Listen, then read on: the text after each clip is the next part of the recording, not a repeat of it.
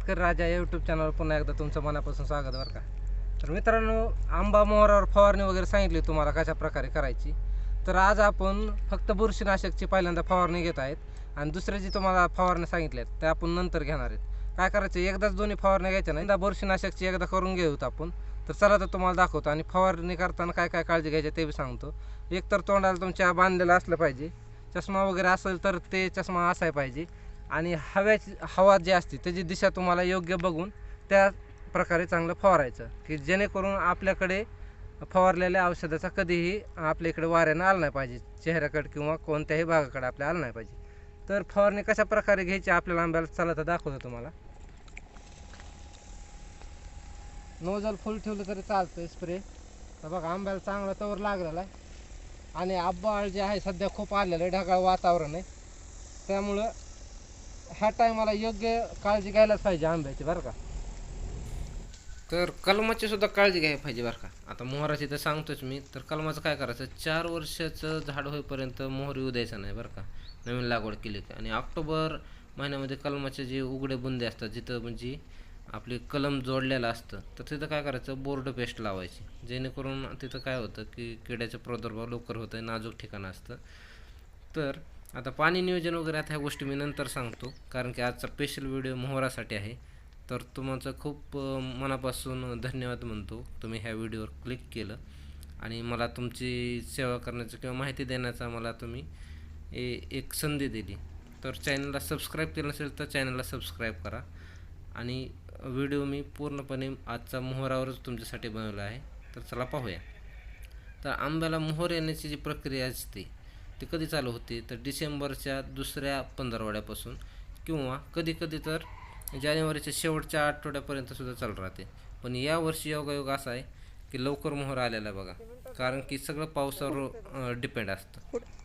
यंदा काय झालं की ऑगस्टमध्ये जे पाऊस चांगल्या प्रमाणात झाला, पुन्हा ऑक्टोबर म्हणजे दसऱ्याच्या अगोदरपासून जे पावसानं दांडी मारली की त्यावेळेस पाऊसच आला नाही. आता जवळपास दिवाळीसुद्धा यंदा बिना पावसाची आमच्या एरियात गेली आहे, त्यामुळे लवकर मोहर लागण्यास यावेळेस सुरुवात झालेली आहे. तर काय करायचं, ह्याच्या जवळपास मी 6 फवारण्या सांगणार आहे मित्रांनो, शेतकरी बांधवांनो. तर त्या 6 फवारण्या, आता 6वी फवारणी गरज पडली तरच फवारायची, नाहीतर आपल्याला खऱ्या 5च फवारण्या आहेत. तर त्याचा मी एक तक्ता पण देतो शेवटी व्हिडिओची, त्यामुळे व्हिडिओ शेवटपर्यंत बघा. तर पहिली फवारणी कधी घ्यायची, ज्यावेळेस झाडाला पावसाळ्यानंतर कोळे ज्यावेळेस पाणी यायला चालू होतात त्यावेळेस खरी हे पालवी म्हणजे ह्याची गरज आहे बरं का. तर त्यावेळेस तुडतुड्याचा खूप प्रादुर्भाव आपल्या ह्याच्यावर जाणून येतो. त्यावेळेस काय करायचं, पहिल्या फवारणीमध्ये काय घ्यायचं, डेल्थामेथिन हे जे आहे ते 2.8% प्रवाह घ्यायचं. आणि जेवढ्याच मी फवारणी सांगणार आहे त्या सगळ्या 10 लिटर पाण्याच्या प्रमाणात सांगणार आहे मी.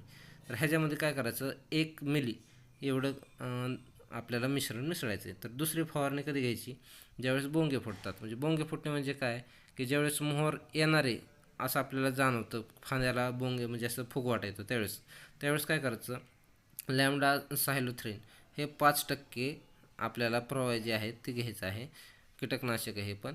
आणि हे 6 मिली 10 लिटर पाण्यामध्ये मिसळायचं आहे आपल्याला. तर या फवारणीनुसार काय करायचं, भुरी रोगाच्या नियंत्रणासाठी प्राधान्याने 5% हेक्झाकोनॅझोल 5 मिली किंवा पाण्यात विरघळणारे 40% गंधक 20 ग्रॅम. तसेच ढगाळ वातावरण जर आपल्याकडं असलं त्यावेळेस कर्करोग येण्याची शक्यता असते, त्यावेळेस काय करायचं, बुरशीनाशक फवारायचं. बुरशीनाशकमध्ये काय असतं तुम्हाला माहिती, कार्बेंडाझिम हे 12% असतं आणि मॅग्नोझेब हे 63%, 10 ग्रॅम प्रति 10 लिटर पाण्यामध्ये मिसळून फवारायचं. तर मित्रांनो, तिसरी फवारणी सांगतो आता पटपट सांगायला मी.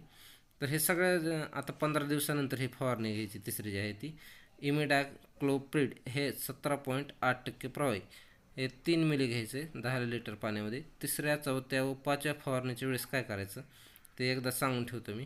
कीटकनाशकाच्या द्रावणामध्ये भुरी रोगाच्या नियंत्रणासाठी 5% हेक्झाकोनॅझोल 5 मिली प्रति 10 लिटर पाण्यात मिसळून वापरायचे. तर हेक्झाकोनॅझोल उपलब्ध नसेल तर त्यावेळेस पाण्यात काय करायचं, 80% गंधक 20 ग्रॅम. तसेच ढगाळ पावसाळी वातावरण असेल तर कर्करोग एखादं येऊ शकतं, त्यावेळेस पण आपल्याला बुरशीनाशक फवारून घ्यायचं, हे पण 10 लिटर पाण्यामध्ये. तर चौथी फवारणी सांगून टाकतो, तिसऱ्या फवारणीच्या 15 दिवसानंतर लगेच फवारायचं हे. तर हे काय करायचं, थायोमेथॉकेझेन हे 25% प्रवाह जे असते ते 10 ग्रॅम प्रति 10 लिटर पाण्यामध्ये फवारायचं.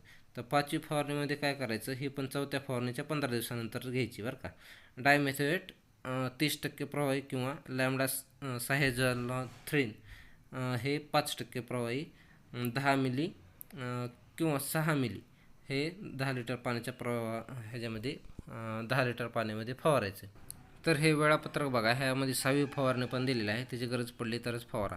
आणि मित्रांनो, व्हिडिओ आवडला असेल तर नक्कीच लाईक करा आणि चॅनलला सबस्क्राईब करायला विसरू नका आणि समोर जी घंटा आहे त्याच्यावर पण क्लिक करा.